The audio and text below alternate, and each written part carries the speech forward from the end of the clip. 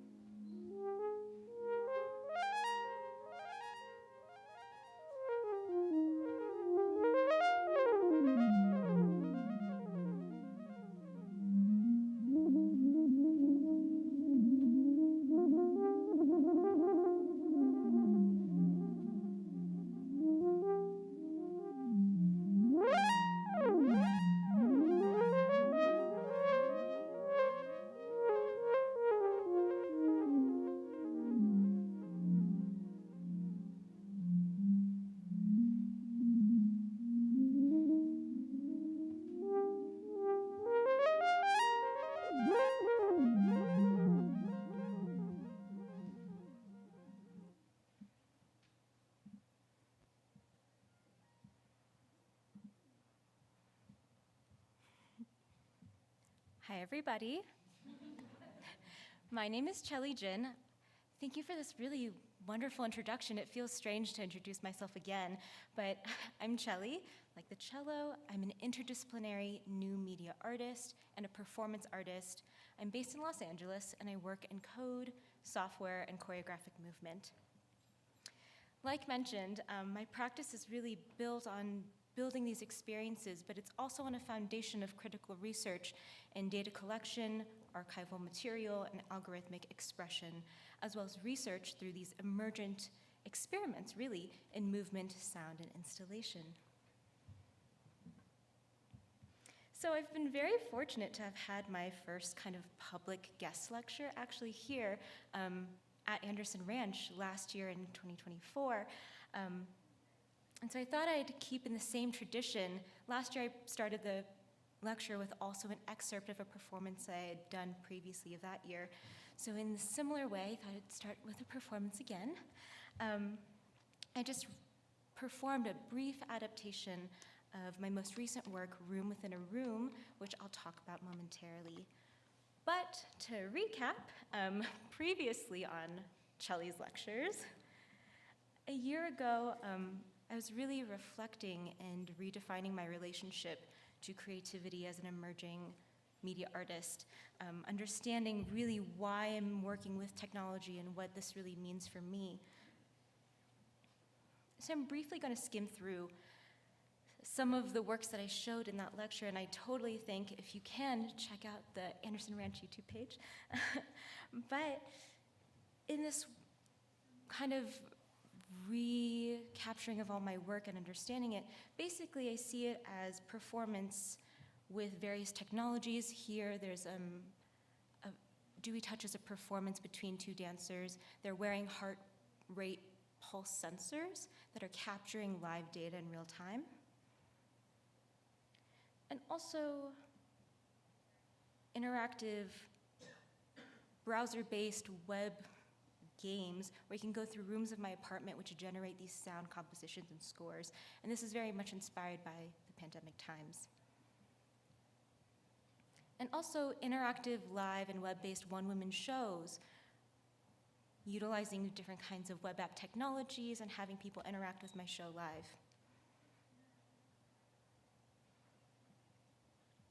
But basically, I think an overarching through line of that lecture was how my background in coding and emerging tech and these various avenues that I've come to technology as a child who grew up with technology. I was a UX designer as my early career. How I've come to utilize and design and architect and even navigate technology, it shaped my ideas of art and art making. I was a UX designer, like I mentioned, but simultaneously making strange artwork that was resistive or even co-opting the technologies that I was part of developing. Ultimately, my journey into media arts was how can I take technology and shift it into a poetics? And so this is kind of brief, but I just want to give you a quick recap of last year's lecture. But where we ended on that lecture was I was just starting on this new journey, which I called the generative collage. And so I start my lecture today at this marker in time.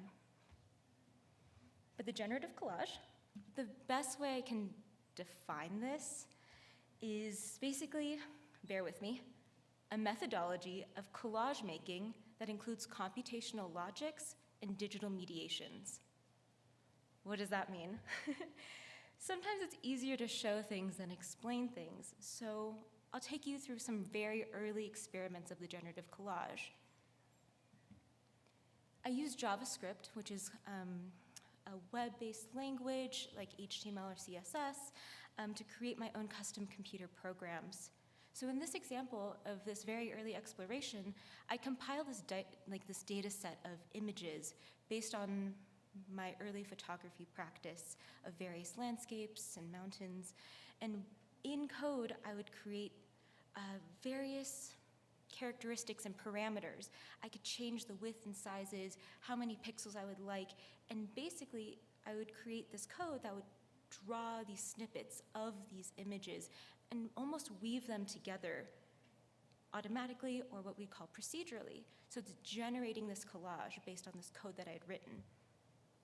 So I take these little pieces, slicing all the pixels, remapping them and layering them together in this weaving pattern, and it also harkens back to how the computer was actually created, and the idea of the computer really stems from the weaving loom, the jacquard loom. But I further this, and so in this exploration, I actually compile all these images that I found between my grandmother, my mother, and I. I took snapshots of our faces from this storage unit in my mom's house, and I just compiled all these images together. And then I created a program where I would take little squares of pixels of data from each of these images and kind of put them together in this grid-based collage, really talking about these generational links between my grandmother, my mother, and I. And lastly, I think this is also an interesting example of the generative collage. So I created this, I call it like a digital Cento or cento.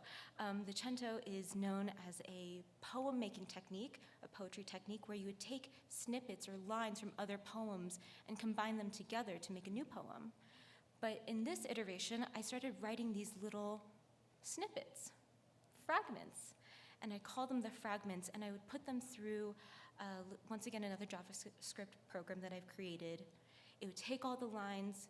I could kind of define how many words I wanted the chunks to be or kind of where I wanted the spacing to be.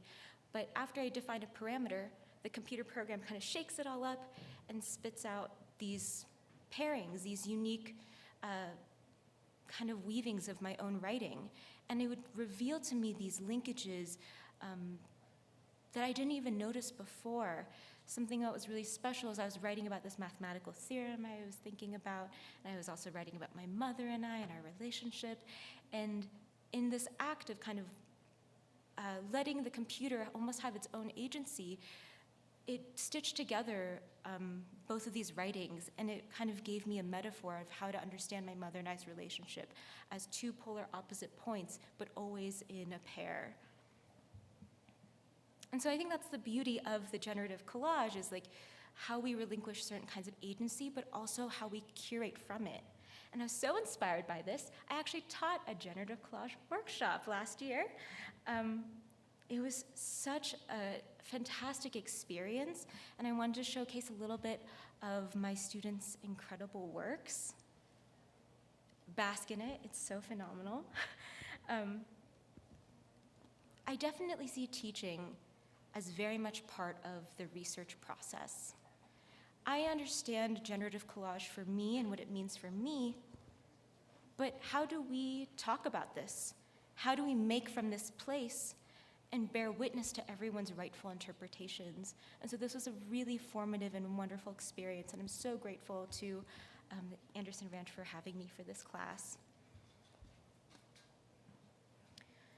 But moving kind of onwards, I'm thinking about the generative collage, but it's so important to think about collage as a whole, as a history, and a theoretical backdrop to my work. So I'm thinking about collage as a feminist practice, its relationship to the pastiche, and also I came across Zainab Ali's work, Becoming Agents of Our Identity. It's a fabulous writing, it's a very short essay, but I found collage as a lexicon almost for individuals with mixed heritage and varying backgrounds. I was reflecting on my own experience as a Korean American woman. A Korean American woman whose feet and soul feel disconnected from either land.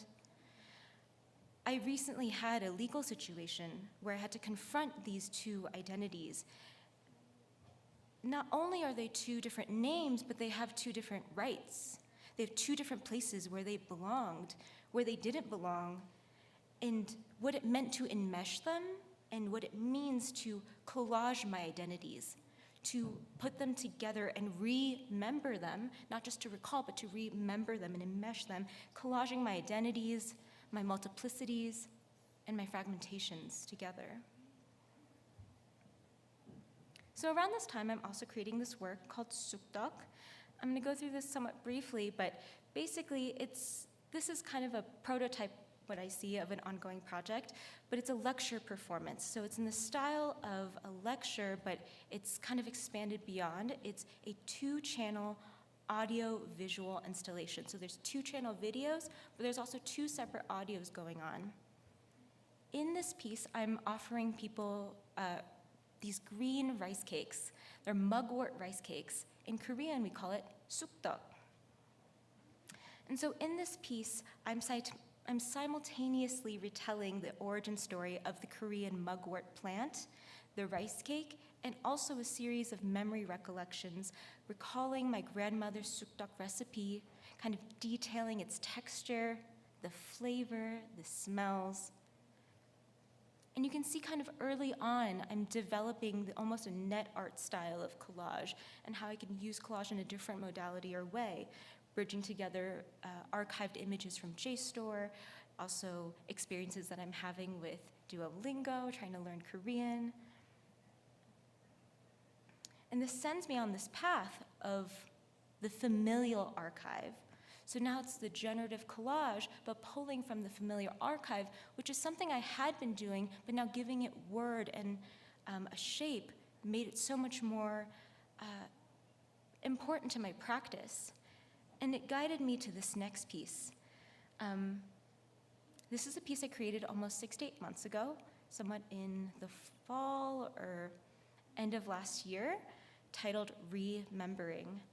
And so kind of working on all of this theoretical background and this collage, I take further the generative collage and this interest and re-envision the collage not only as the image, but collage as a performance, to make collages live in the gallery for others and with others.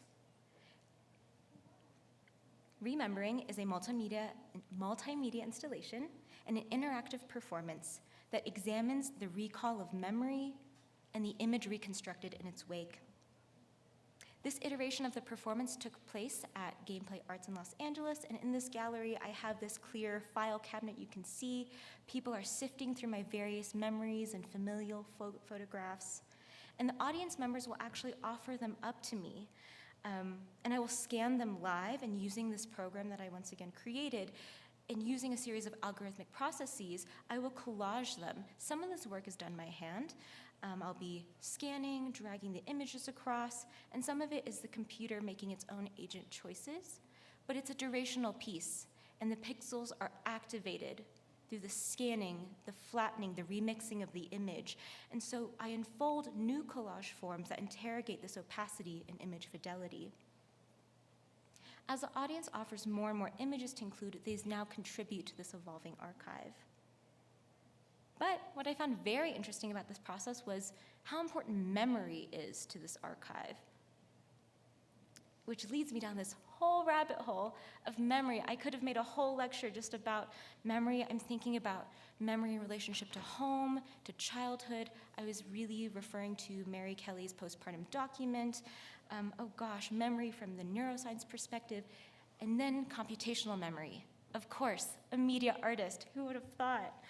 And this research led me to my most recent work, which is my mid-residency show, a solo show at UCLA called Room Within a Room.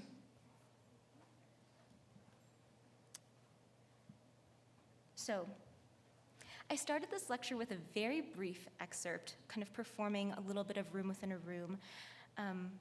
It's a performance, an installation, it's a sound piece, but there's 2 floors.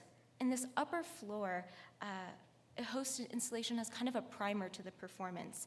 I'm using the same computational programs as before in Remembering, but instead of using an entirely new data set, I ended up curating the photographs only of images inside of a home or an apartment, and carefully removing the people from these images and collaging them with street view Google Maps images that I would then take digitally, kind of revisiting these locations.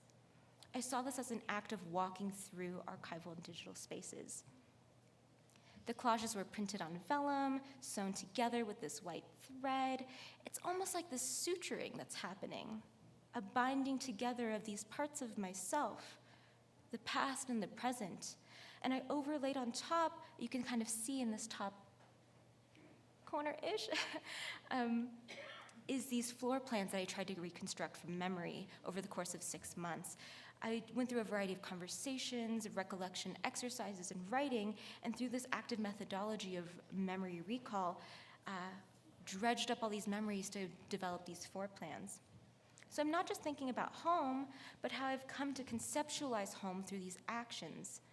For me, each remembered and remembered room manifests like a series of mental photographic prints pinned together into a memory patchwork that constructs the overall room. In the lower floor is the performance, and so there are 4 key pillars, I would say, or I guess 3, to this work. I call it the apparatus and body, the sound and memory, and the choreography and loop. So throughout this project, I keep asking myself, how or where is memory stored? when our tools for remembering, from muscle to machine, begin to degrade. So, in this piece, there's this performance area. We have a live drummer. It's 3 videos and a wall. People are kind of sitting on either side. There's this performance area taped off with gaffer tape, forming this almost boundary. Inside of this tape boundary are these clear acrylic apparatuses, almost like a sculptural sort of desk or a coffee table. And within this clear apparatus are these 2 webcams, offering a bird's eye view and also a side perspective.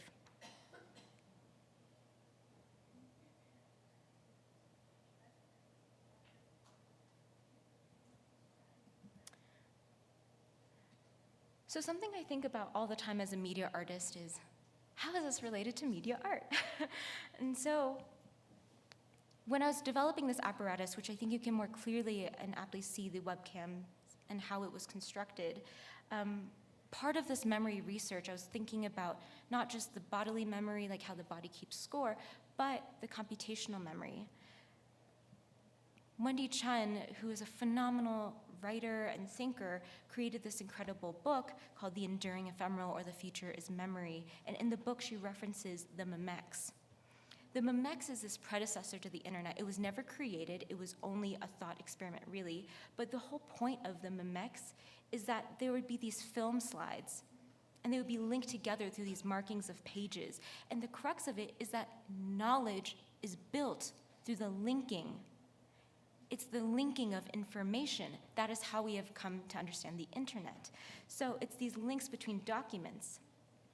The core webcam apparatus in Room Within a Room was fully built, kind of inspired by this Memex. And at any point in time, the webcam would also portray images of the body, as well as the related memory to the body. So it's these linked images, creating the symbolism of the linked relationship between body and the somatic memory.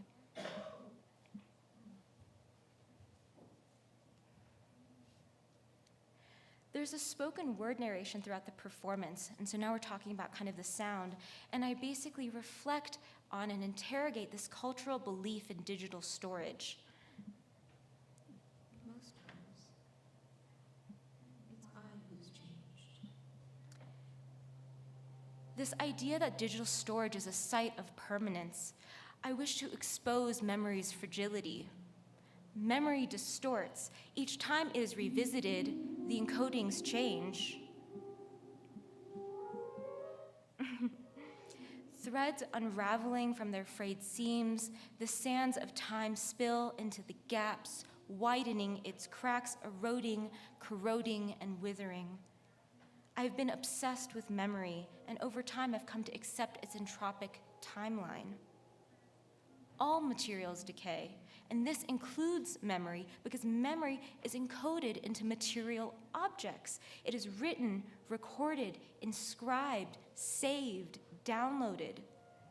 Room Within a Room enacts this affective tension between preservation, the desire to store something forever, while surrendering to its materiality and limitations. And lastly, the choreographic score and the loop. The choreography of the score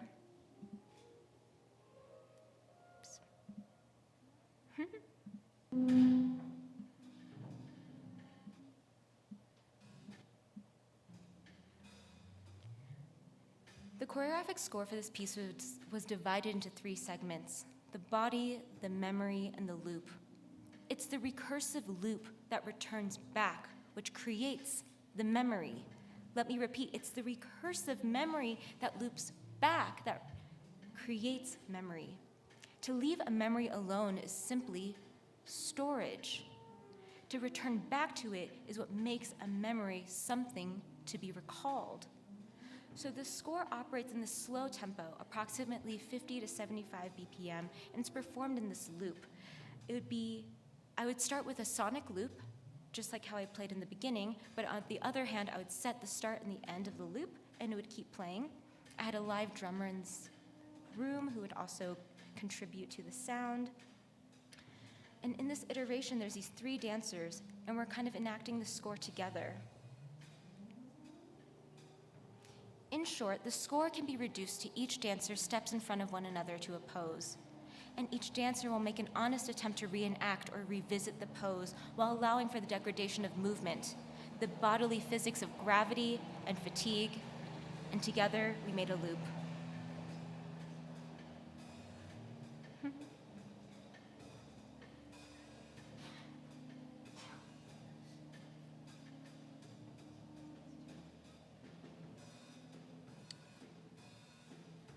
And so, this kind of leads me to the end of our talk. We went through a real journey, huh? Moving forward, for my work, I'm a graduate student currently at UCLA, and so I'm entering my final thesis year.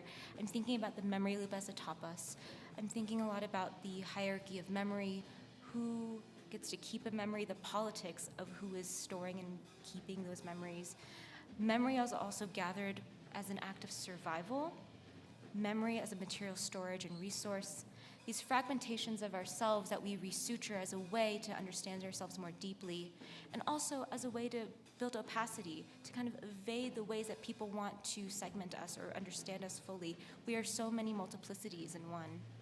And lastly, software as a choreography. The reason why we think of software as a choreography is because software is really built on labor and bodies, specifically many women and women of color. And so to think about this as an important part of the manufacturing of these technologies, the historical, political, and societal implications of our technologies and its relationship to memory. So thank you so much for listening to our talk. I appreciate it and your time. Thank you.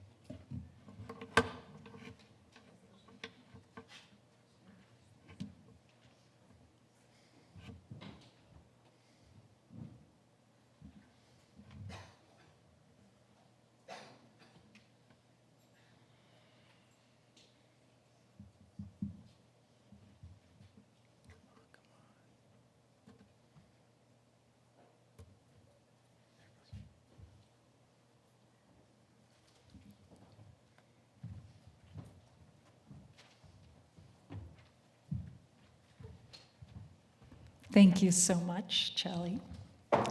It's an honor to introduce Becky Suss.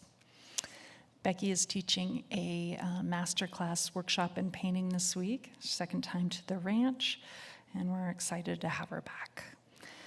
Becky is a painter living and working in Philadelphia. She's recently exhibited in venues including the Institute of Contemporary Art in Philadelphia, Oakland University Art Gallery, the Fralin Museum of Art, and LA MoCA.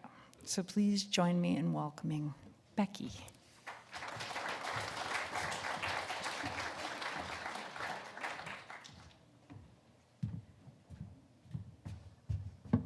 Hi, everybody. Thank you so much for having me, Liz, and everyone at the ranch. You guys can hear me? That's a little too loud. So I have a lot of images. I'm going to try to go through them quickly. Bear with me a little bit. And it was really interesting hearing Chelly talk because, oh, that's something different out there. I thought there was an echo.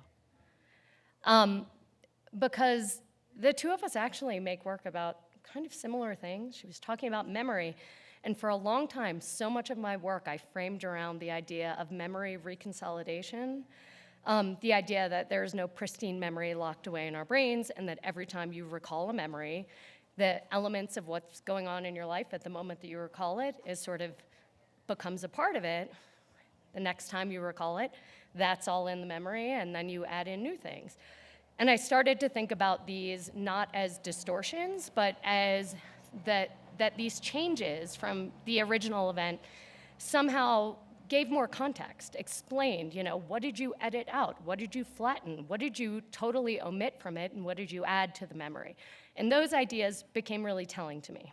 So, for a long time, that was in landscape painting, landscapes of specific places, small landscapes. In 2011, my grandfather died, and he was the last of that generation. So this is the house that he and my grandmother built in Long Island. And we had to clear it out and sell the estate, and subsequently the people who bought it demolished it, and they built like a McMansion on the footprint. So most of the big things in the estate had to be sold, but I ended up taking everything else. So at my house and my studio, I had like all of the books, the less expensive furniture, mugs, light switch plate covers, like everything. And it was this really weird feeling of like, okay, they're gone. The whole generation is gone. The house doesn't even exist anymore. Yet, I'm surrounded by more of their stuff than I've ever been surrounded by in my life. So there was this sort of feeling of like, well, what do I do with this? And what do I do with all of these objects in my house and in my studio? So I decided that I wanted to make a painting that would be sort of part archive and part set painting. That's how I first approached it. And I was sort of intimidated, and I was like, it's okay. I'm gonna put these things in the painting, and that way I have them forever. And so if I, mess up a chair or break a mug, I don't have to feel weird about it. Like, they're in a painting. I've managed to keep them forever in one way or another. So I made this first painting, and this is the first of the interiors that I'm sort of known for since then. I've made all domestic interiors, and that's sort of what I've made my work about. This is the very first one. And I made it, and I finished it, and I was like, oh, this makes so much sense. This feels so good. The framework of the room itself helped me to sort of organize what were landscapes that didn't really feel anchored to me and didn't feel specific enough for me. So this is another painting where I'm sort of thinking about their house, this now disappeared house on Long Island, and thinking, I'm gonna make these paintings and I'm gonna sort of recreate it, and I can bring them into a gallery, and then that gallery will function in some way as the rooms in their house, and the people in the gallery will be like the people in the living room in their house before it was demolished. Along with this, I started making little paintings of the objects, and I would call them object portraits. So that's a pillow. Make the painting, and then I felt somehow freed up to use the stuff. It wasn't as precious. I continued to work on this house, and as I did it, I started drawing from lots of different things. So I had photos of the house that I had taken before we got rid of it, but I also had decades of photos of this house, and I would have this idea in my mind, and I'd be like, all right, this is the view I want, and I could never find a photo that matched up. So there would be 50 pictures, and I'd be taking this horrible picture with the whole family in front and looking at the back corner, that view of the table, that's the one I want, and piecing that in. At the same time, the object photos, I started making paintings of books.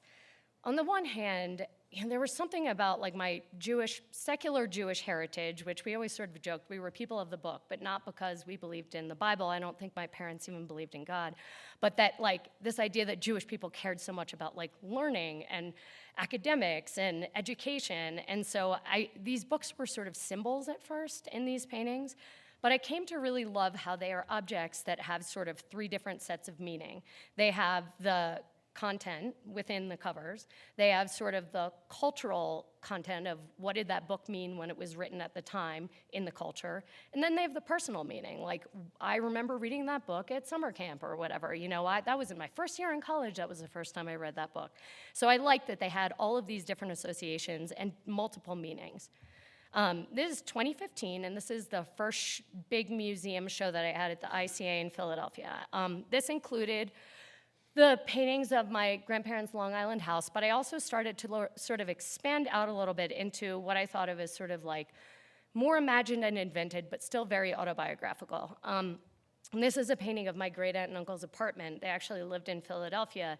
We were much closer with them than we were with my grandparents. In this painting, there's this sort of bookshelf that you can see with a bunch of books on it. And I was thinking about how I loved how objects in a home can be these clues and can reveal whole secrets, whole family histories.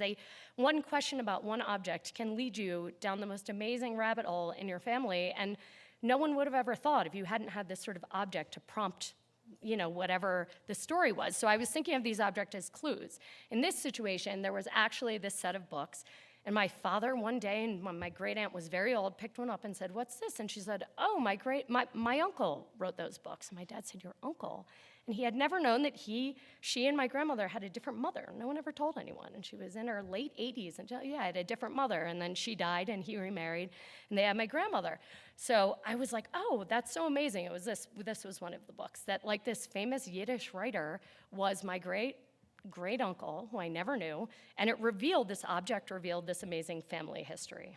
Then I moved on to making work that was a lot less very specific, but still very autobiographical. So these were now more invented spaces. So I'm like taking objects, I'm using old family photos, I'm taking bits of things, but I'm also thinking about things like a tiled bathroom, something that's super ubiquitous. Everybody has been or lived in a house or had a grandparent or an aunt or an uncle that had one of these bathrooms, right? But they're also super specific, like they carry very specific memories. For me, I grew up in a house with these sort of 1930s tiles.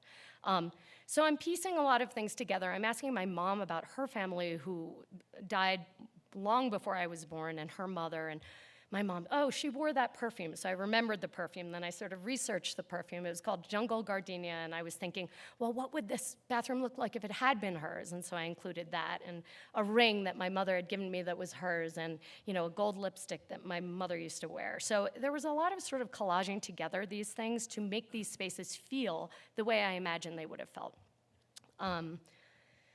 This is a large painting. It's about 12 feet across, and it does a little bit of the same. Another thing I start to do is just take things that I like that I can never have in real life. So like on the right, that is a small painting by Henry Rousseau, who's one of my favorite painters, in an amazing collection in Texas. And I found it because I'm always sort of looking online at photos of art. And I was like, I'm just going to put this in my painting. Like, there's no way in the world that I could ever own that, but I can put it in a painting. On the other side is a flower painting that belonged to friends of mine that I always loved. I went to their house and I said, you know what, I'm going to put that in a painting. In the background, a rubbing from Angkor Wat that my dad did in the 60s that lived in my grandparents' house, then went to me, and the view outside the window is a view outside of a David Hockney painting, Mr. and Mrs. Smith and Percy, if you look at that. It's the same view out of the window. So there's lots of little hidden bits that all come together to sort of make these spaces that are both invented, partially remembered, and pieced together from all of these items that are meaningful to me. This is another one that I called Blue Apartment, and this was Red Apartment. The people that introduced my parents had these amazing apartments in New York. They were sort of these way in the Upper East Side, in like 97th Street or something, a third floor walk up where they rented these two apartments next to each other, and without telling the landlord, broke through the wall. And they did a lot of importing from India, and they lived in India a lot. So one side was full of this amazing red stuff. Everything was sort of color-coded, and the other side was the blue apartment. And as a kid, it was so magical, but we didn't have pictures of it. No one took pictures of the inside of people's houses, like in the 80s. We didn't have phones. So instead, I was sort of trying to imagine these using the objects that this couple had given my parents over the years. Subsequently, they'd both died. So it was sort of like piecing together and finding old little bits of pictures with little things that were theirs, and then researching, like remembering, oh, remember those ice cream chairs, and sort of thinking about what other things might have been around, and then sort of looking into those things. The idea of the title of the show, Homemaker, was I started to think about my heritage, and I had always sort of said, oh yeah, my grandfather, he fought in the war, so did the other grandfather, and then he was a doctor, and he had done all of this activism, and thinking my great-grandfather was an inventor. And I thought, if everyone on both sides of the family for generations had been like a tailor or a doctor, that would have been like the heritage. Everyone would have talked about it. While in my family, in many of our families, the women on both sides they were homemakers. They took care of the home. Like, that was that amazing, consistent heritage on both sides of these. So I was thinking about that, and when I titled the show Homemaker, my gallerist sort of was like, are you sure you want to do that? Cringing at the word. And I was like, yeah, I do want to do it, because I think that it's a really important, it's the livelihood that more people have had than anything else. And I wanted to elevate it and put it in this place with these objects and interiors that I honored. So this is a cookbook, if you recognize it, the Moosewood Cookbook. Another example, so I'm still doing books, but thinking about the home, so thinking about cookbooks. Both ubiquitous, lots of people know this cookbook, but also super specific. A lot of us have very specific memories of what that is.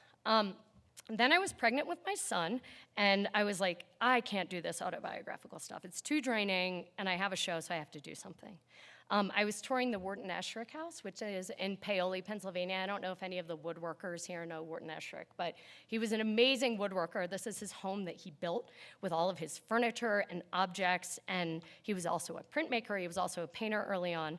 So I'm touring his museum with my husband and my mother-in-law, taking a million pictures, saying, that would be a great painting, that would be a great painting. And I just thought, you know what? Like, I can't do this autobiographical stuff. Maybe they'll just let me do a show all about the Wharton Esherick home. And they were wonderful at the museum, and they said, yeah, absolutely. So I made this show all about the Wharton Esherick house, and they let me borrow furniture from the Wharton Esherick Museum to put in the gallery with the paintings. So it was sort of a dream come true in some ways, because I always thought about the role of these paintings sort of establishing one room as another room in some way, and so to be able to introduce his furniture was like really amazing. And it was not any less draining or hard, by the way. But I also learned that like I can make work about stuff that is not autobiographical at all, and it can still be like really meaningful and deeply personal, and I can have a lot of connections to it, and I can really care about it, which was great, because I was like, how am I gonna make work about my grandparents forever? Like, I'm not gonna do that. This was really opened my eyes to the fact that I can make work about lots of things. And if I'm making it and I really care about it, I'm gonna draw a lot of connections and sort of fold them all into each other. This was an Esherick book, so again, with the books, another view of the gallery with some of his furniture with the paintings.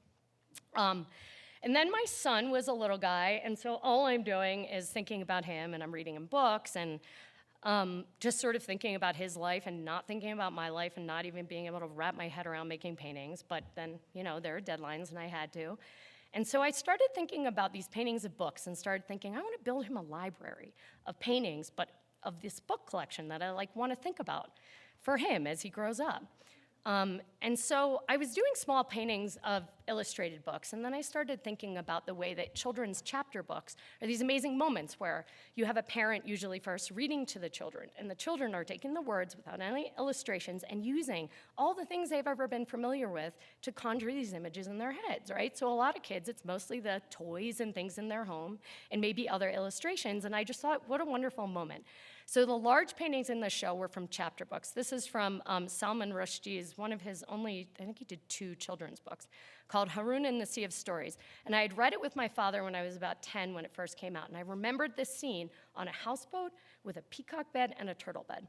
And I was like, I need to reread it and see, you know, what happens when I reread it. So I reread it, and sure enough, this was like a striking scene, and I was like, I want to make that painting. And I did, but there were all these bits that then I was like, oh, I'm going to research that. This is Dal Lake, which was fictional, but what was in Dal Lake in Kashmir, which is kind of where it was supposed to be set?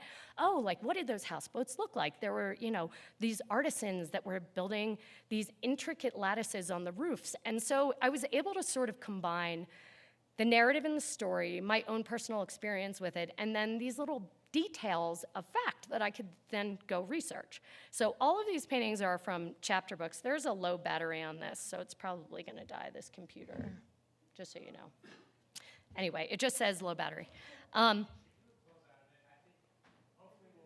Okay, okay, so these are all, sorry guys, if it dies, sorry.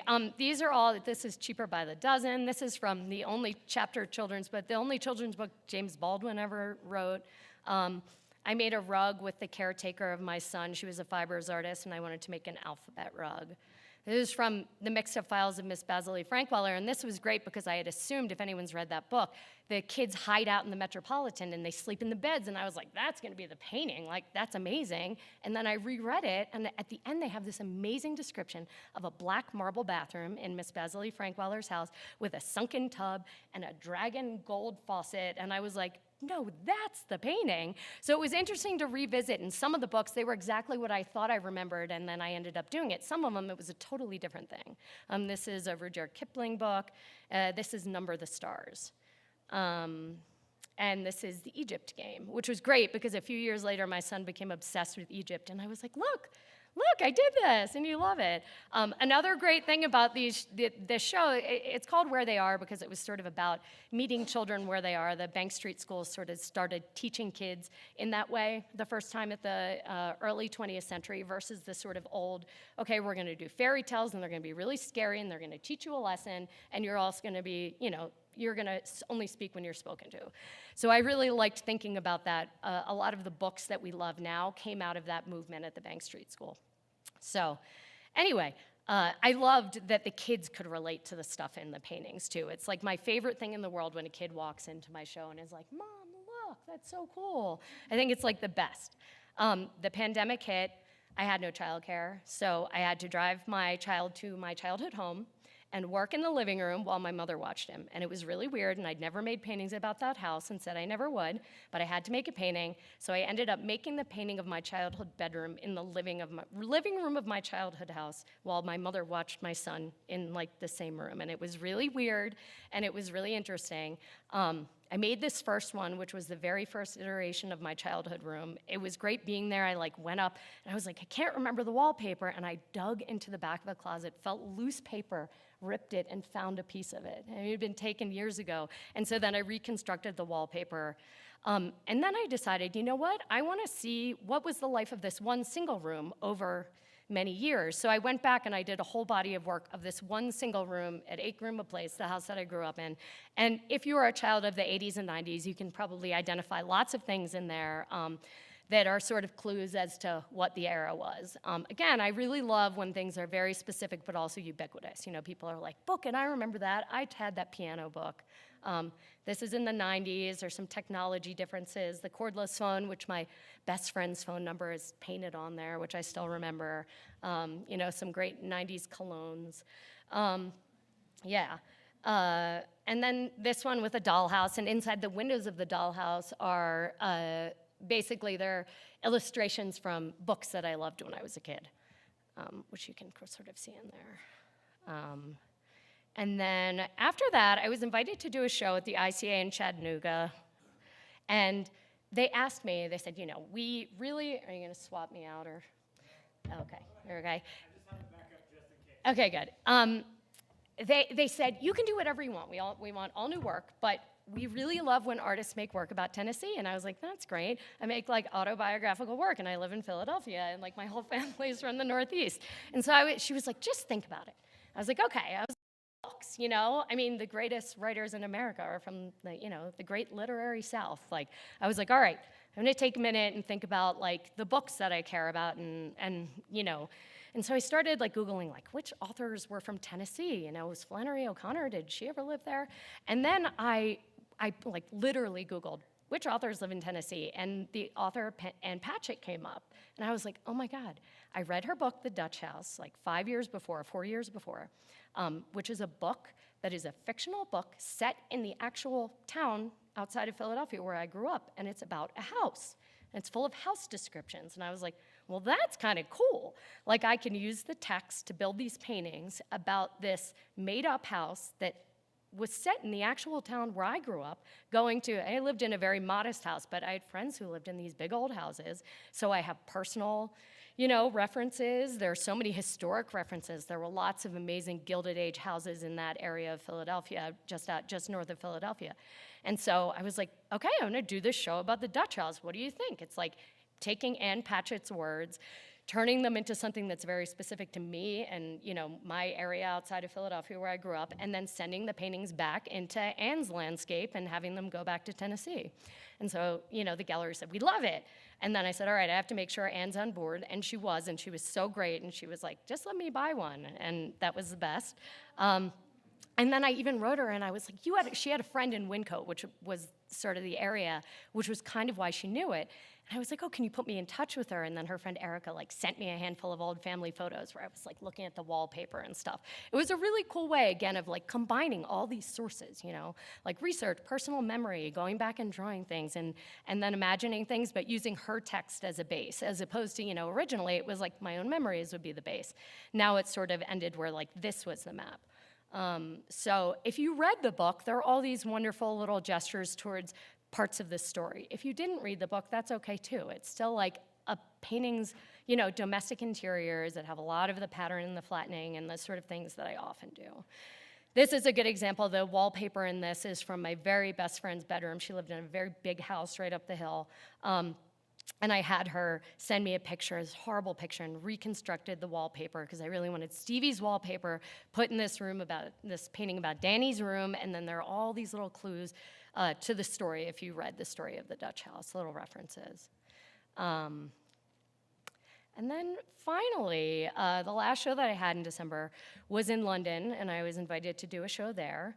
And the gallery itself was in a Georgian townhouse that had once been a domestic space. And all of these works are about domestic interiors. This was the first time that I was really gonna go into a space that had very obviously formerly been a domestic space.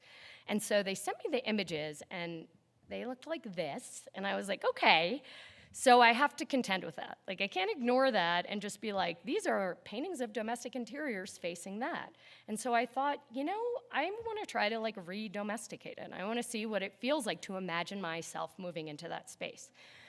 Doing a lot of the things that I always do. You can see the pillows, which showed up in the very first paintings in my grandparents' house. There is a painting by the Argentinian Lebanese painter Bibi Zogby in the far corner, the little floral painting. These were things, so I'm stealing things. I have personal items. I'm sort of inventing things. These are a scholar's accoutrements rug, which I've always loved and wanted to paint one of those. I put that in there. And it's just sort of imagining how I can reimagine these spaces as a contemporary redomesticated space. And so then you can see the depicted painting that I painted in this actual painting hanging in the space that is facing then a painting that I made that's hanging over the actual mantelpiece in the next room. So it was fun to sort of play with that. And a lot of the way that I understood these spaces in England were from the books that I'd read. So like all of my shows, I had some of these book portraits, which was Virginia Woolf, and I love these amazing covers from the series of Virginia Woolf stories that her sister did for her, Vanessa Bell. They're so amazing. And then David Copperfield, and all of these English patterns in the background as well.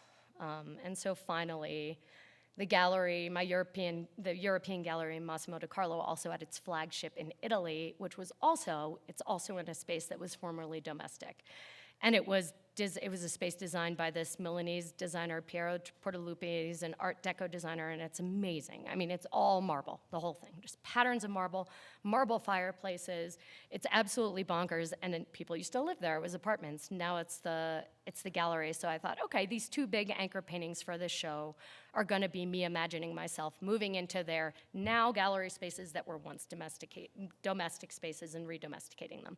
And with this one, there are lots of little Easter eggs, all of the, which is sort of, if you know the Philadelphia Art Museum's collection, all of the items on the mantelpiece I've stolen from there. They were all originally Italian throughout the ages in different parts of Italy. The Bertoia chair, they're sort of ubiquitous, but again, pretty specific. And Bertoia actually lived in Pennsylvania near Philadelphia, oddly, and has like an amazing sculpture and fountain at the museum where my mom works. So there's a lot of that sort of, I'm always playing with that exchange, like stealing things, making them their own, and building associations. And finally, if you're moving anywhere, you have to take your dog. So I have my dog there, and I love to paint animals sometimes because they're sort of half object, half living being, sleeping animals. So that's it. Thank you so much. Thank you. We are going to do a short Q&A, so we're going to ask for the artists to come on up, and we are going to take questions. And then I'll turn the light down too so it's not in your eyes. I'm going to take yours first and let them hear. Oh, sure.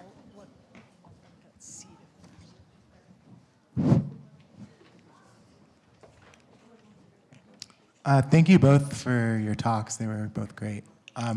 My question I was thinking about in relation to Chelly, to your work, but I think it kind of applies to both of you.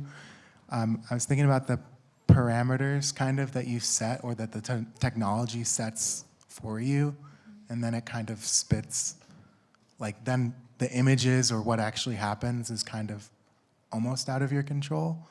And I was curious to hear like what you think about those parameters and if it's important for your audience to understand them, or if like just the imagery of the performance or whatever that interaction is, like if you just want that to be kind of the focus. And I guess the same would apply for you with your paintings in terms of like these parameters of like the context of whatever setting you're depicting and how that's important to the audience. Yeah, thank you.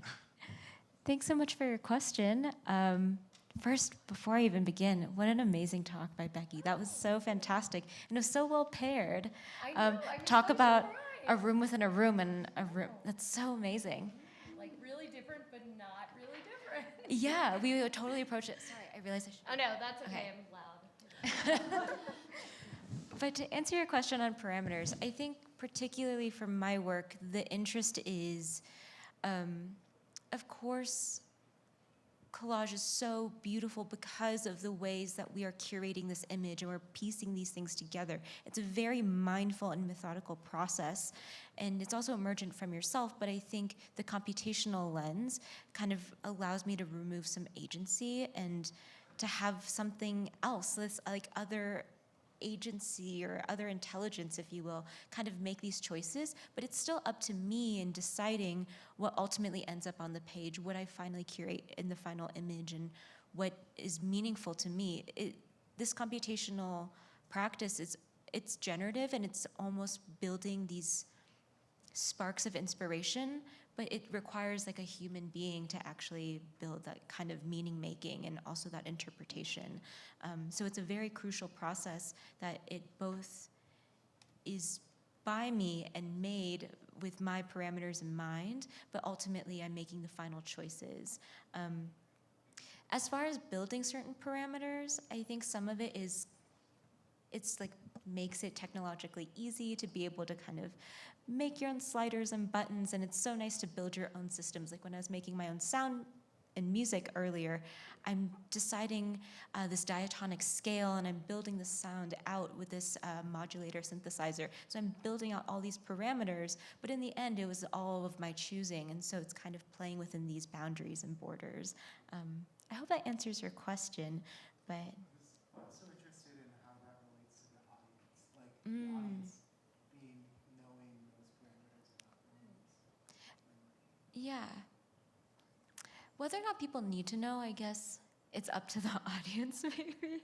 If you feel like that, if you feel like you didn't need to know, you should totally let me know. But my instinct is to kind of give you almost like a behind the scenes, like a peek behind the curtain. I think it's so important to kind of expose the technology and not leave it being this like magical thing we could never understand. It's actually, we should expose it and make it open source and available for everybody. And so I think it's more about me telling my process more than anything. Yeah. What are your thoughts? So obviously it's kind of a different thing, but there's sort of two. I think when I think about like audiences and their response to paintings, I think years ago, you know, when I was sort of in school, and I'd really think about, you know, because you'd be pushed, right, in crits, and people would say, well, what are you making? What's your artist statement? And you would talk about your emotion behind it, and you would talk about all of these things that no one could see in the paintings. And one really hot tip for the students in here is when you do an artist statement, reference something that they can look at and say, as evidenced by where I, you know, made the painting of the pie on the table that reminded me of XYZ, because so many artist statements have this like grand thing, and then you're in this crit, and the people are saying, well, I don't get that, you know, as your audience, I don't see that. And so I think through that like kind of brutal, very long process, I got to the point where I was like, okay, what do I care about? I want the paintings to be relatable, I knew that. And so for me, these items that I know are ubiquitous but are also really personal to me, like I know they're relatable. People come up to me and they say like, my grandparents had that cookie jar, you know? It happens all the time with certain things. And so I've learned that like that matters to me about what my audience can see. And to me, like, you know, some of the other formal concerns matter to me, but other things that matter to me in the paintings for myself are really different. And I've sort of learned that like, people are never maybe gonna get that. And that's okay, because I'd be making these paintings if no one ever saw them. And so it's sort of a twofold thing for me. And I think about my audience and sometimes and other times I just don't at all. I don't have the same kind of like parameters because they're just paintings. But for myself, making these domestic interiors have really helped me to have a structure. This doesn't answer you about an audience, but just myself, it is liberating to have the structure. Like with the domestic, I was telling somebody today, I was like, I'm so greedy. I could do anything. Want a landscape? Put a window in. Want a piece of abstract art? Put one in the room. Like, you could do anything. You want a still life? Set up a still life and paint it and put it in the interior. It's been like this wonderful, like greedy way to paint because I can put every single thing in there, and that's thankful. Like, I feel like that's thanks to that structure of putting them in the domestic space. Becky, before I'm gonna pass this, I swear, I just have this burning. It just came to me as you were saying that. I could imagine you reading a few different artist statements, but not seeing the work, and then making paintings based on someone's artist statement. And that would be so incredible. But I just have Someone should do that. Someone should do that. I'm not, but I was really intrigued by the way you use your imagination. And it's not a word we use a lot in critique or when we're talking critically about art, but it is such a key part of taking literature and imagining a space that someone else thought up. I'm just like, it kind of is boggling my mind. I'm gonna have to think about that a little more, but I love that journey. And I wonder, and you probably get this question all the time, but if any of the authors have seen the paintings and if they have a response, and if they're able to relate to it, or whether it becomes all of your own thing, you know?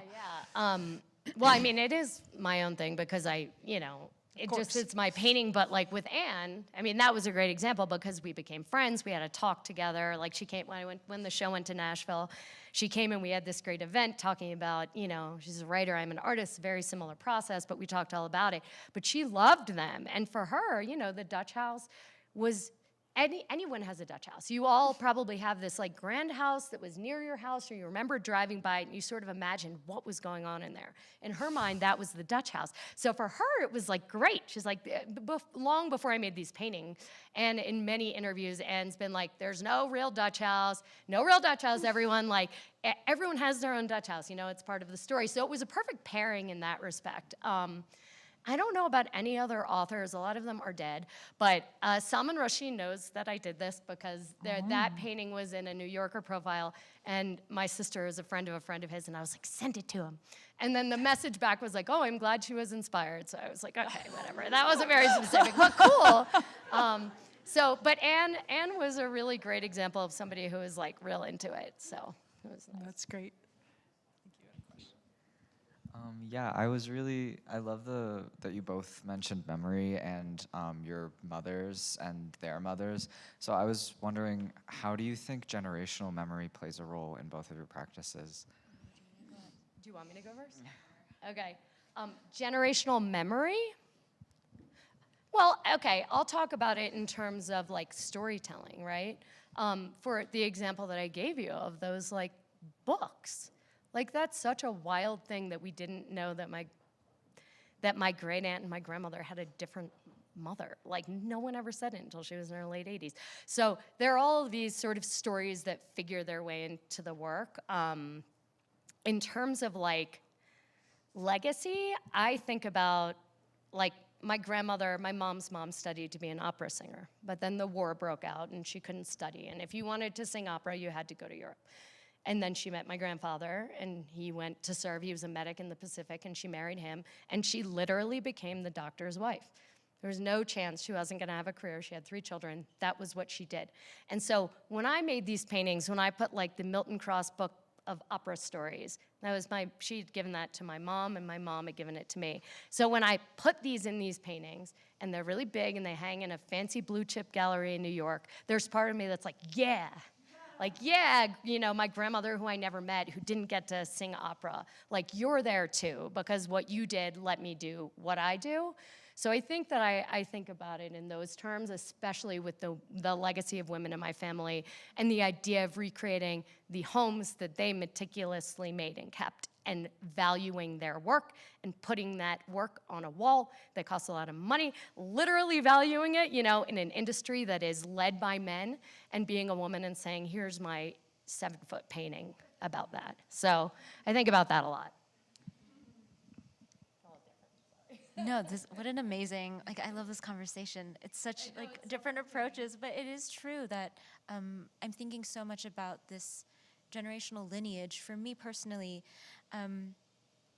it resonated so much, it resonated so much when you're talking about you would make these paintings anyway. I would make this art anyway, even if no one is paying me, but like, I would absolutely do this, and I will get there one day. But the point is like, it's really time I'm setting aside to kind of excavate and understand and situate and contextualize myself. And it's really this time that I took to understand more deeply, not just my mother, but my mother in relationship to her mother, and thus forth. Like, the Korean War was not even that long ago. My grandmother did not even touch foot in a school. She immediately was taking care of her siblings. My mother was like the first person to ever go to college. I mean, it's really planting seeds for a shadow you might not ever get to sit underneath. And I think so much about how I feel so severed, really, from these, like, my Korean and American identities in so many different ways. And I know that's like a very layered thing. But I find that in this work, I'm doing the contextual work to understand who I am in relationship to this, because it really is an important relationship that I cherish. And actually, through this work, I realized it was my grandmother who was taking care of me in my childhood. I wouldn't have known had I not gone through these familial archives. And so it's like kind of revisiting, once again, that memory looping back, but it's also distorted over time. And these stories also change, but it brought up all these new conversations. And it's a really beautiful process, I think, and important to my work. So. Yeah, and just to loop back to those very first, because then you're reminding me, I'm like, well, you know, the very first paintings about Long Island and that house, I thought of those so much in terms of not this maternal heritage, but a very paternal heritage, and I thought about it in terms of a Jewish identity. I was like, these paintings are secular East Coast Jewish paintings, and sure enough, I would have shows, and I would have people, and they would come, and they'd be like, that story is my story. They, you know, grandparents whose parents came from Russia, and they were poor, and they were like, go to college, read the book, and they served in the war, and they came back, and they bought the house in Long Island, and it was such an American story from that Jewish side of me. So at first, that's what those paintings were all about to me. And it was really about, like, understanding myself in that context and this part of my, like, heritage and identity and wanting to keep that when that generation had died too. So, sorry, we could probably go back and forth forever. I think we have time for one more question. Okay.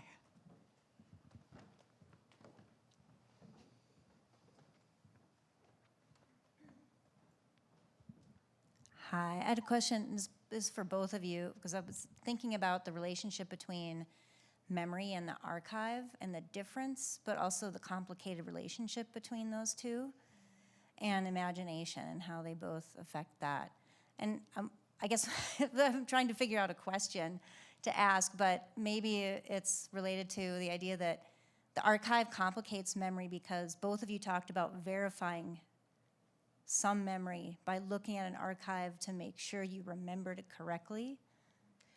Well, yeah, but also to make sure that I had access to the perspective that I wanted to use to serve the feeling of the memory, like, which sounds a little bit roundabout, because to me, it wasn't necessarily about, like, when I found that little couch in the corner, I had 50 other photos of that. It was about getting just the right feeling, which is what differentiates the paintings from, like, a photograph, you know, because they're flattened and they're patterned and they have to do with this weird edited way of remembering things. But the relationship between the archive, when I think of an archive, I think of people, like, trying to really conserve something, you know, exactly. Don't let it depart, keep it in its purest form. And memory is so interesting because it doesn't exist. There's no such thing. And so then the decision is lament the fact that there is no pure memory or embrace what all of the departures from that purity tell us about our emotional relationship to things, what we care about, what we value, what we don't care about, and how we maybe want to do something differently ourselves, you know?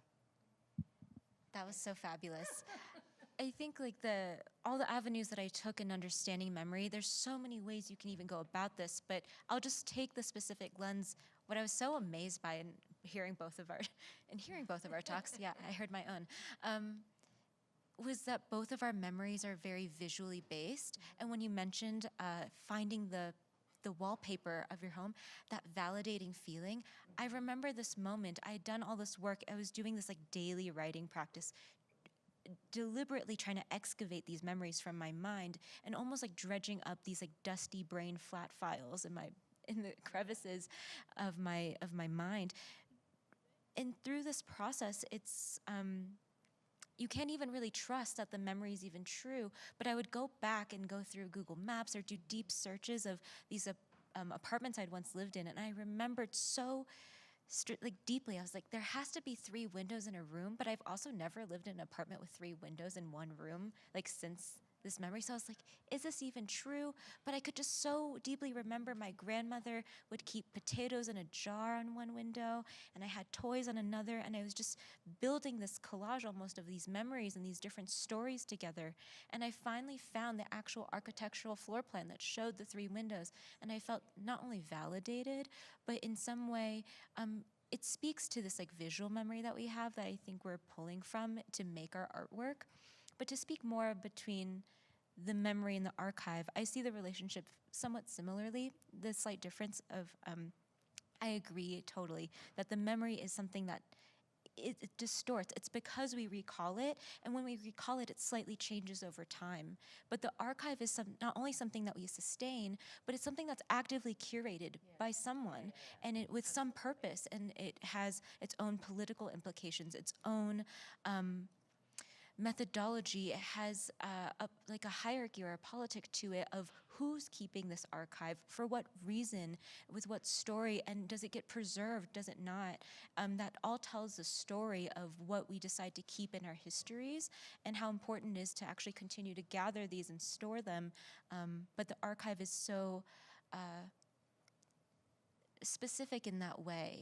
Yeah. Absolutely. Do you have anything you want to?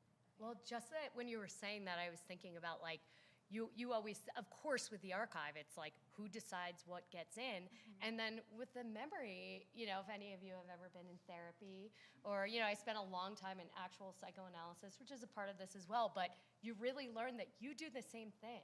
You do it to yourself. You do it about the things that you hold and where you position them. Like you are your own archivist that is making a lot of decisions that have a lot of meaning to them, in the same way that the person who decides to, you know, leave out the indigenous art and you know, to make more room for European art, like they had an agenda, but your subconscious has an agenda too, and it is a really interesting sort of flip side of that. Thank you. Yeah, thank you so much. Thank you.